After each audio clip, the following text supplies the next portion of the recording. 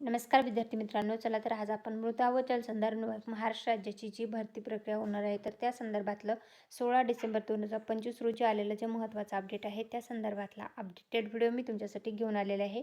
राज्य शासनाच्या 150 दिवसाच्या कार्यक्रमात जलसंधारण विभागातील स्थापत्य अभियांत्रिकी संवर्गाची सर्व रिक्त पदे TCS आणि IBPS मार्फत जलद गतीने पारदर्शकतेने भरण्याबाबत आलेलं हे महत्त्वाचं अपडेट आहे.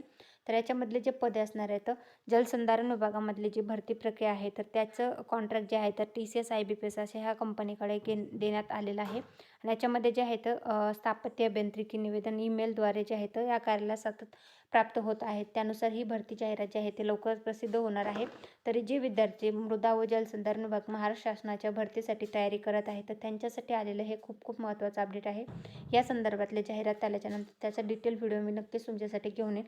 पण सध्या जे आहे तर जलसंधारण विभागाची जी भरती प्रक्रिया आहे तर ती आता TCSकडे देण्यात आल्याचं जे आहे ते अपडेट आलेलं आहे.